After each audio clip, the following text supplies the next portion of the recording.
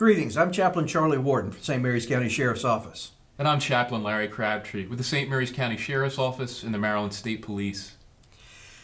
Larry, we made it. We are into 2021 Which now. is no small state. No, it is not. Of all the years I have wanted to put behind me, 2020 is at the top of my list. And we felt that it was important for us, maybe for others as well, to look back on 2020 and try to glean some things out of that. And one of the things that came out of that for us is our times together. Talk a little bit about how that came about. Yeah, and the fact that we've been doing these videos and that it's become as popular as it has was certainly not planned. But you know, you kind of remember that back, was it March apparently, I think is when everything kind of locked down with the COVID virus and the pandemic. And we began to realize, you know, we can't do the ride-alongs anymore that we were so accustomed to. And so the connections with those that we care so much about got very limited.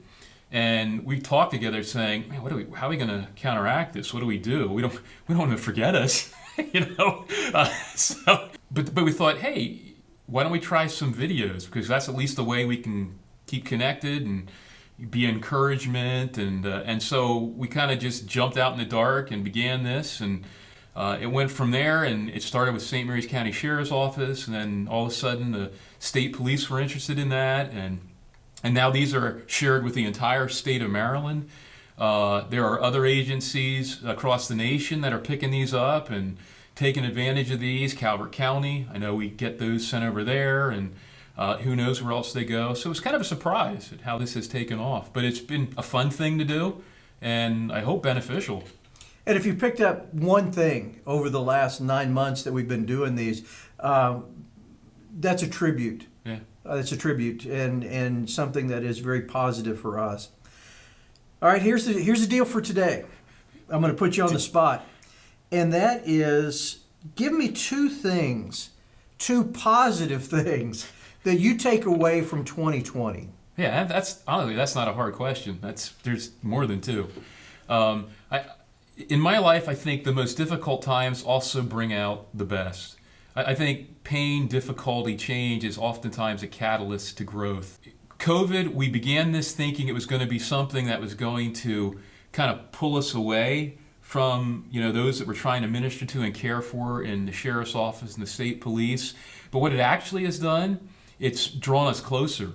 It's actually given us more opportunities to be more deeply involved in a whole lot of ways through the sheriff's office. So I'm really thankful about that, because it was something that it's a complete flip of what I expected to be happening.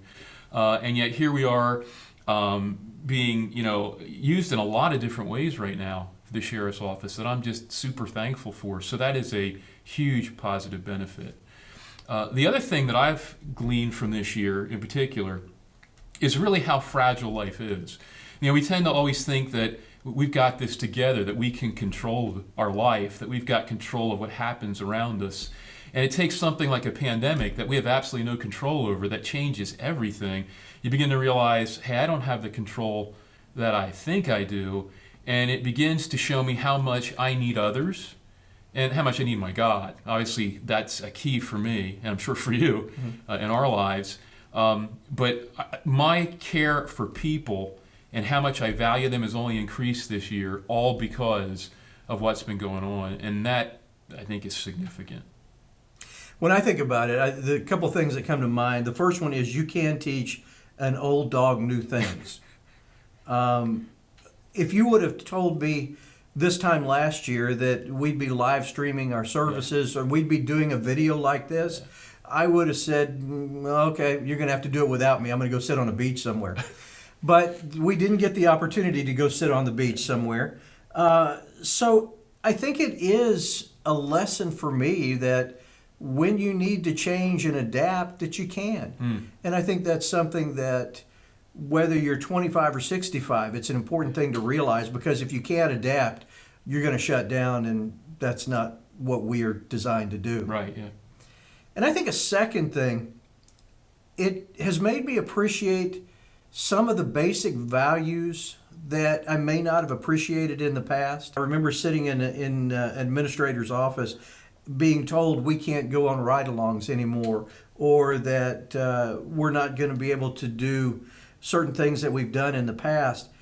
And it really hurt, not because of what the way it was said, but because I knew what I was going to be missing. These men and women of the Sheriff's Department, and for you, whether it's MSP or the Sheriff's Office or whoever else, they're part of our family. And it's made me appreciate them even more. Yeah.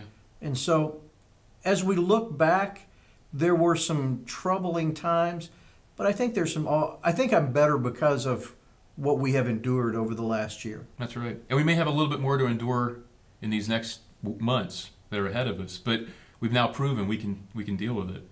And there is a lot of good that comes out of this time. So, yeah, I'm thankful for it. Well, we hope that you do have the best of the new years, and we do hope that 2021 is a whole lot better. It's gotta be Please better. don't say that. Please don't say that. That's like using the Q word, the quiet word. But we do encourage you, as you look back on the year that's gone by, to take away some positives from it, because it will make us better. And we do hope that when and if things ever get back to what this new normal is going to be, we're going to appreciate it a lot more. Well, we hope that you have a great week. And remember, be strong And be safe.